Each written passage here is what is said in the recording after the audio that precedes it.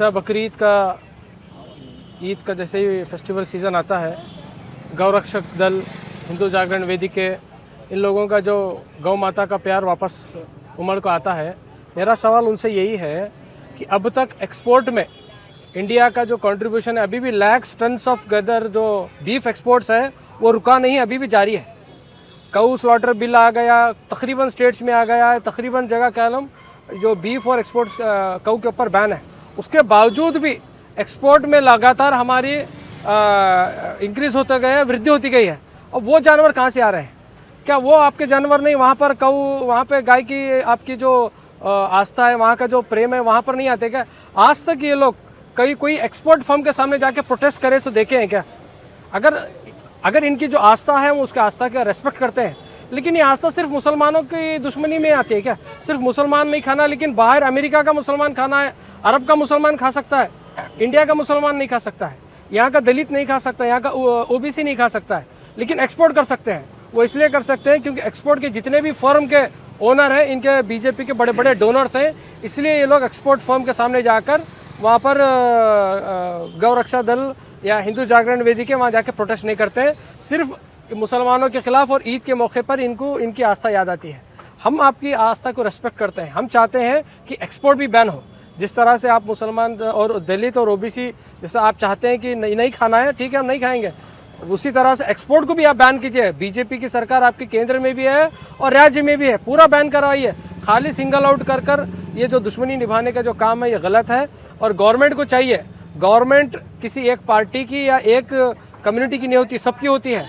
क्योंकि अब Muslim community का तकरीबन कर्नाटका में 1 करोड़ से ज़्यादा मुस्लिम की पॉपुलेशन है, तो गवर्नमेंट की जिम्मेदारी है, जब 1 करोड़ लोगों का जब फेस्टिवल होता है, जब उनके घरों में, उनके महल्ले में एक ईद का माहौल, खुशी का माहौल होता है, इसको बरकरार रखने का और इस ईद को कंट्रीब्यूट करने का गवर्नमेंट का भी जिम्मेदारी होती है। और गवर्नमेंट से डिमांड करता हूँ और एडमिनिस्ट्रेशन से भी डिमांड करता हूँ, इस तरह के लोग, जो सरपसंद लोग, जो एडमिनिस्ट्रेशन को और मुस्लिम कम्युनिटी को चैलेंज कर रहे हैं कि ऐसा करे तो वैसा करते हैं, वैसा करे तो ऐसा करते हैं, ऐसे लोगों को लगाम लगाना चाहिए। और ये जो आने वाला जो 10 और 11 तारीख को जो ईद है, ईद के मौके पे एक पीसफुल माहौल गुलबर्गा में रखने का ये हमारा SDPI गुलबर्गा की जानिब से आज हमने memorandum Gulbarga DC, commissioner of police और SP साहिबा को हमने मेमोरेंडम दिया।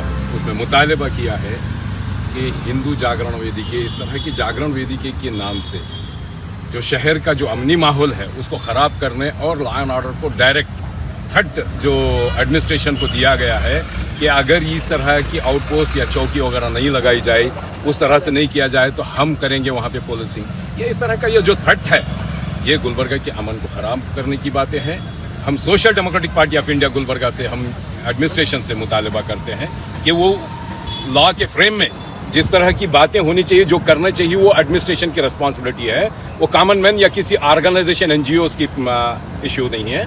अगर इस तरह से एडमिनिस्ट्रेशन इसको संगीनी नहीं लेता है, सीरियसनेस के साथ नहीं लेता है, तो याद रखिए हम शहर गुलबर्गा में हम आज भी जिंदा हैं। हम हमारे शहर की दिफा करने, यहाँ के अमन को कायम रखने के लिए हम बिल्कुल रेडी हैं और हम चाहते हैं एडमिनिस्ट्रेशन इसको संज्ञान लेते हुए, सीरियसनेस लेते हुए इसको डील करे और ऐसे लोगों को जो अमन और शांति को भंग करने वाले लोग हैं, इनके ऊपर लगाम लगाई जाए, वरना हम भी बिल्कुल रेडी हैं। आज social democratic party of India SDPI Gulbarga की जानिब से हम लोग डिप्टी कमिश्नर और पुलिस कमिश्नर और साथ ही साथ सुप्रिटेंडेंट ऑफ पुलिस, इन लोगों को यहाँ पर SDPI की तरफ से मेमोरेंडम पेश करने यहाँ पर आए हैं।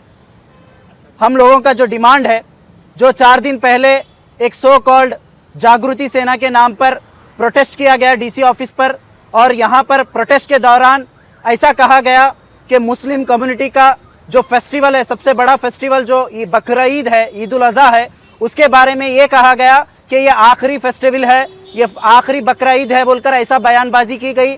और साथ ही साथ मुस्लिम कम्युनिटी पर्टिकुलर को टारगेट कर स्लोगन्स लगाए गए। ये सरासर गलत है, ये गैर कानूनी है, ये हमें समझना है।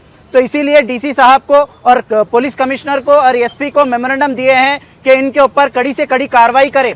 और साथ ही साथ यहाँ पर इन लोगों ने ये भी धमकी भी दी है कि अगर पुलिस डिपार्टमेंट और डिस्ट्रिक्ट एडमिनिस्ट्रेशन कॉ स्लॉटरिंग को अगर नहीं रोका तो लॉ एंड ऑर्डर को हम अपने हाथ में लेकर जगह जगह पर हम इसको रोकेंगे और इसको अपने हाथ में लेंगे, इस तरीके से बयानबाजी करे हैं। तो हम इसकी मजम्मत भी करते हैं और डीसी साहब से ये रिक्वेस्ट करते हैं, डिमांड करते हैं कि इमीडिएटली इनके ऊपर कार्रवाई करे जो ये इस तरीके से बयानबाजी करे हैं, जो इस तरीके से जो लोग ये बोले हैं कि आखिरी ये बकरा ईद है और ये आखिरी फेस्टिवल है, उन लोगों को क्लियर मैसेज है, अगर लॉ एंड ऑर्डर को डिस्टर्ब करेंगे तो एसडीपीआई की तरफ से भी एहतजाज होगा और पुलिस डिपार्टमेंट हो, डीसी हो, एडमिनिस्ट्रेशन हो, इन तमाम लोगों को हम लोग एक मेमोरेंडम भी दिए हैं और लीगल कार्रवाई भी हम इसके खिलाफ करेंगे, ये यहाँ पर हम क्लियरली कहना चाहते हैं।